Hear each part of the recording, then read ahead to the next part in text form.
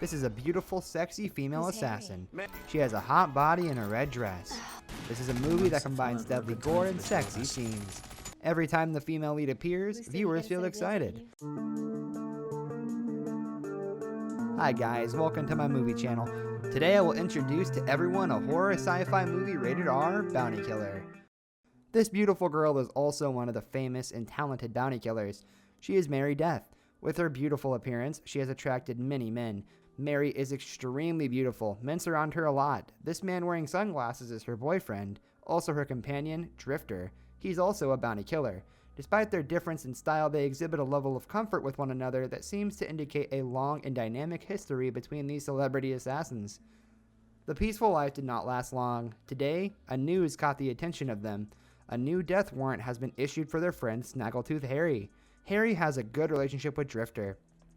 He often provides quest information to Drifter. Most of the bounty that Drifter earns is thanks to Harry's help, but now Harry has become a target of the organization. This proves Harry is not a good person. People who were killed by Drifter were all his enemies. Mary beside him laughed and mocked him. She said he was a simple person who liked to use force to solve problems. The only thing in life that made Drifter unacceptable was being laughed at by Mary, so we decided to go to Harry's whiskey saloon in Drip Rock to ask Harry why he became a target of the organization. On the way to find Harry, Drifter was accompanied by a stout man with a shaggy beard. He was Jack. The scene where two men go on a mission together is very cool. Although Fatty Jack seems to have no fighting ability, he's very good at washing, cooking. Drifter left. Mary stayed and lived like a vacation. With two knives at her belt, she lay on the ground to sunbathe. The seductive image attracts men's eyes even more. While she was comfortably sunbathing, a man drove up. He is a sleazy salesman in a sport coat. He offers Mary a chance to join the team and use her celebrity to endorse his company. Mary slowly approached the man and pressed her hot body against his. The next second, she threw a powerful punch to the man's face. He was immediately knocked down. Saw his boss being punched, one of the subordinates rushed out from the car. But this guy was no match for Mary. Mary promptly dodged his attack and kicked him to the ground with her feet. The fight ended perfectly. Mary went to check the cars of the two men. In the car, there was a wanted warrant from the organization. But what surprised Mary was that the wanted person this time was Drifter. As usual, the people who appeared in the organization's wanted poster were not good people, because in order to find out more about everything, Mary also set out to find Drifter. Drifter is preparing for battle. At this time, he and Jack arrived at Harry's hideout. Because Jack was incapable of fighting, he asked Jack to hide outside. He rushed into the factory with a shotgun. After a while, Mary also rushed to her with her gun. Her expression was extremely cold, which made anyone dare not to approach to greet her. Jack is scared to see Mary like that because he doesn't know the relationship between Mary and Drifter. He just thought it's not a good thing when Mary comes here. Jack decided to lie under Mary's car to hide. After meeting Drifter, Mary slapped him, vomiting blood. She asked him if he was an accomplice to Harry. Distressed Drifter says he doesn't know what happened. The purpose he came here was to find Harry to find out everything. Two people suspicious of each other, confused about what to do. Mary fires her gun at Drifter, which sends him flying out the second floor's window.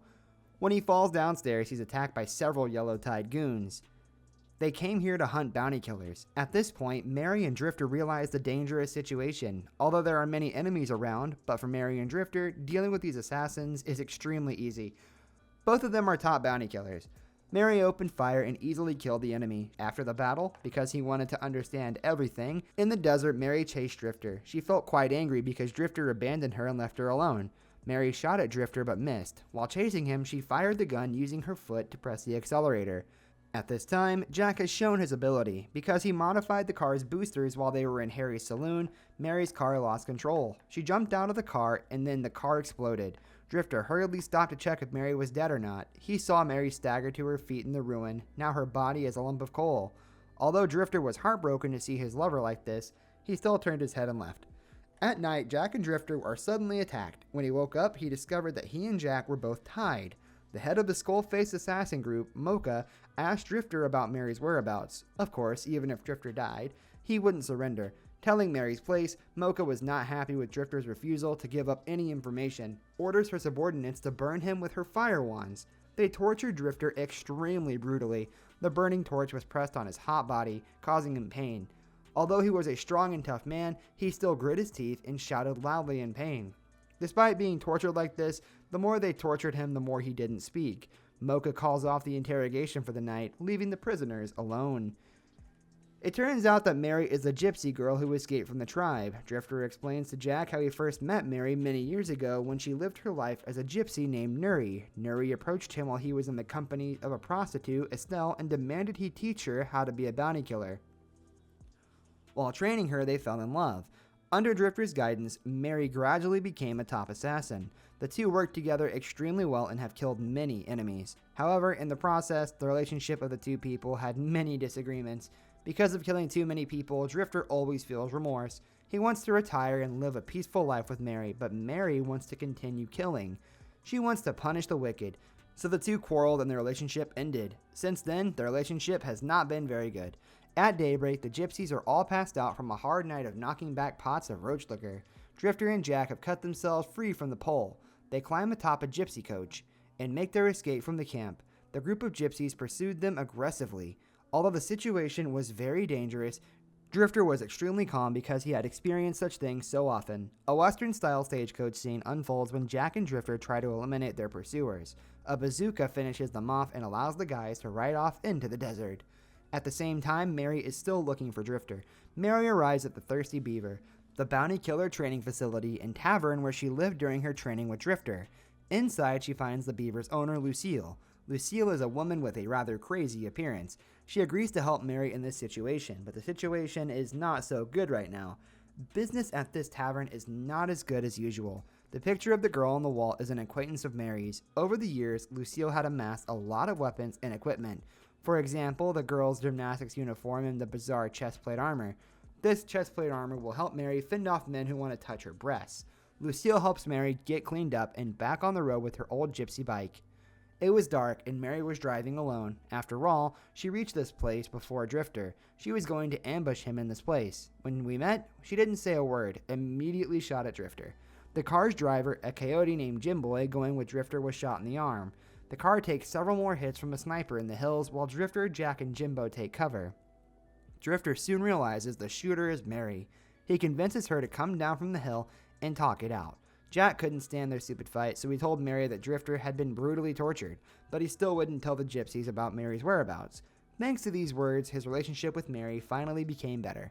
Right after that, Mary and the group went to the council base, but what shocked them was that the members of the council were all killed.